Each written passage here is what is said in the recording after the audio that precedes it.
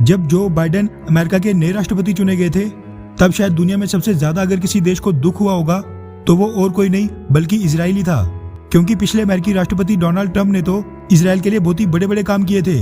मुस्लिम देशों के साथ पीस एग्रीमेंट साइन करवाए थे, मिलिट्री एड बढ़ाई थी, जिसकी इजराइल को जो बाइडेन से बिल्कुल भी उम्मीद नहीं थी। लेकिन कहते हैं कि सामने वाले देश का चरित्र मुश्किल हालातों में सामने आता है, और ये पिछले 7 दिनों में साफ हो गया है कि अमेरिका की इजराइल को लेकर फॉरेन पॉलिसी डोनाल्ड ट्रंप के नक्शे कदमों पर ही चलेगी। इजराइल को भी बस एक ही देश का समर्थन चाहिए था, और वो है अमेरिका, जो उसको बखूबी मिल रहा है। पहले तो अमेरिका ने यूएन सिक्योरिटी काउंसिल को 2 बार इस पर कोई स्टेटमेंट या डिक्लेरेशन पास करने से ब्लॉक किया।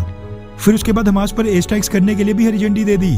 और अब अमेरिका इजराइल को इतने खतरनाक तरीके से बैक कर रहा है कि उसने इजराइल द्वारा गाजा पट्टी में कुछ मीडिया हाउसेस की बिल्डिंग को उड़ाने वाले इंसिडेंट को भी पूरी तरह इग्नोर कर दिया है, जो कि काफी हैरानी वाली बात है। दरअसल न्यूज 18, रॉयटर्स, हिंदुस्तान टाइम्स और कई मीडिया हाउसेस के हवाले से मीडिया रिपोर्ट सामने निकल कर आ रही है कि गाजा पट्टी में कुछ मीडिया हाउसेस की बिल्डिंग को उड़ाने वाले इंसिडेंट के बाद अमेरिकन प्रेसिडेंट जो बाइडेन ने कुछ ही घंटों पहले इजरायली पीएम बेंजामिन नेतन्याहू से फोन कॉल पर बात की। लेकिन प्रेसिडेंट जो बाइडेन ने सिविलियंस और मीडिया की सेफ्टी की एश्योरेंस लेकर इजराइल को एक बार फिर से हमास पर एयर स्ट्राइक्स करने की हरी झंडी दे दी है। यहाँ तक कि इस इंसिडेंट पर इजराइल को आड़े हाथों लेना तो दूर की बात है, व्हाइट हाउस ने तो इस पर कोई स्टेटमेंट भी जारी नहीं की। व्हाइट हाउस की तरफ से इस इंसिडेंट पर बस यही कहा गया कि हमने इजराइल को इस मुद्दे पर अपना स्टैंड कम्युनिकेट कर दिया है, जिसके बाद इजराइल ने हमास पर एयर स्ट्राइक्स करना एक बार फिर से शुरू कर दिया है।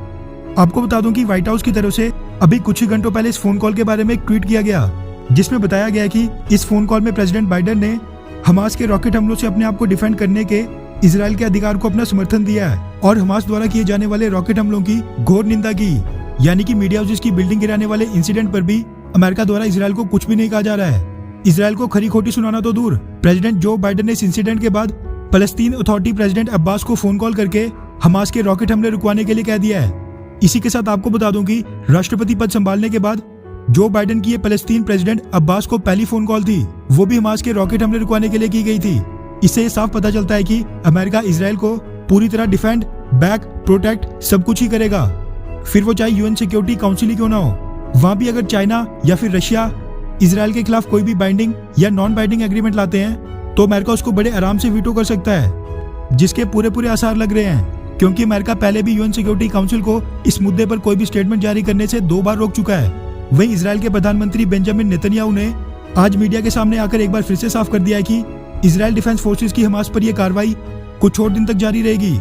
वहीं भारतीय सरकार की बात करें तो वो आज भी चुप है, और भारतीय महिला की मौत और इस इंसिडेंट को 7 दिन बीत जाने के बाद भी भारतीय सरकार ने इस इंसिडेंट से बिल्कुल अनजान बनकर अभी तक कोई भी स्टेटमेंट जारी नहीं की है। ऐसे में यह देखना बड़ा दिलचस्प होगा कि आज होने वाली यूएन सिक्योरिटी काउंसिल की मीटिंग में भारतीय सरकार के यूएन में परमानेंट रिप्रेजेंटेटिव टीएस तिरुमूर्ति साहब वहां पर क्या बोलते हैं। वैसे आपको क्या लगता है कि भारतीय सरकार ने इस पूरे इंसिडेंट को सही तरीके से हैंडल किया, हाँ या फिर नहीं? नीचे कमेंट करके अपनी राय जरूर बताएं। अच्छा सुनो, चैनल को सब्सक्राइब करो, उसके बाद घंटी बजा देना ताकि अगली वीडियो आपसे मिस ना हो पाए। Thank you.